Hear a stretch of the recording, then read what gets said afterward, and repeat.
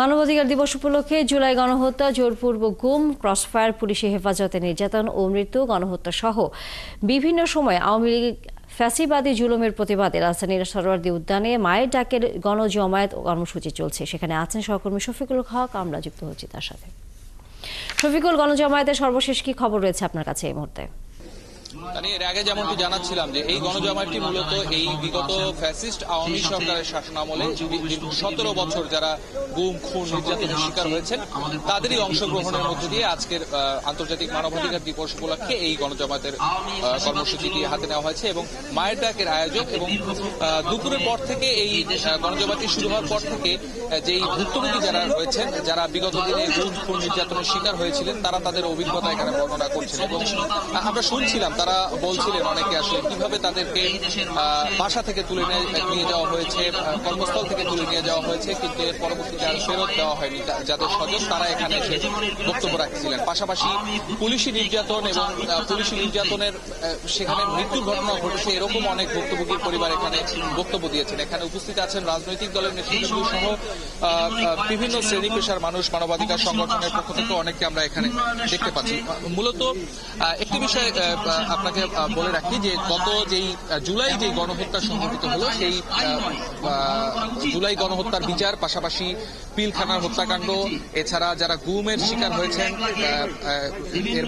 এর বাইরে রয়েছে ক্রসফায়ার এবং বিচার বহির্ভূত হত্যা, পুলিশ হেফাজতে নির্যাতন, শাপলা চত্বরে গণহত্যায়, এইসব বিষয় মূলত সামনে রেখে তাদের এই আয়োজনটি আজকে করা হয়েছে এবং এখানে যারা বক্তব্য রাখছেন তাদের একটি দাবি, যারা এই গুম খুনের সাথে জড়িত এবং যারা দোষী তাদেরকে যেন অবশ্যই বিচারের মুখোমুখি করা হয় এবং সর্বোচ্চ শাস্তি যেন তাদের নিশ্চিত করা হয়, এরকম দাবি তাদের পক্ষ থেকে করা হয়েছে। আমরা এখানে যারা আমন্ত্রিত অতিথি যারা রয়েছেন অনেকের সাথে আমাদের কথা হয়েছে। সারা দেশ থেকে বিভিন্ন জায়গা থেকে অনেক মানুষ এখানে এসে উপস্থিত হয়েছেন, যাদেরকে আমরা অনেকে দেখতে পেয়েছি যে হাতে পায়ে এখনো আসলে তাদের যেই নির্যাতনের যেই ছবি সেগুলো এখনো স্পষ্ট আমরা দেখতে পেয়েছি। অনেকেই স্ক্র্যাচে করে বা হাতে পায়ে ব্যান্ডেজ সহকারে এখানে এসেছেন, এরকম অনেককে আমরা দেখতে পেয়েছি।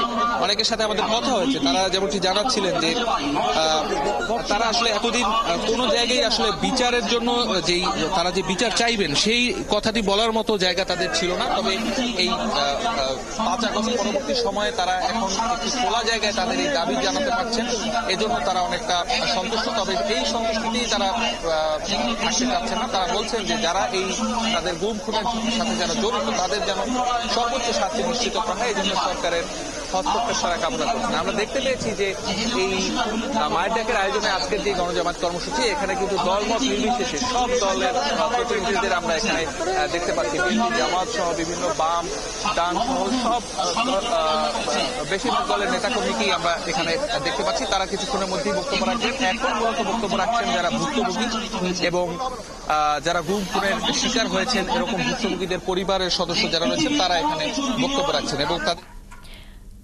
ধন্যবাদ শফিকুল হক। আপনার মাধ্যমে আমরা মানবাধিকার দিবস উপলক্ষে মায়ের ডাকের যেই এই মুহূর্তে গণজমায়েত কর্মসূচি চলছে তার খবর জানছিলাম।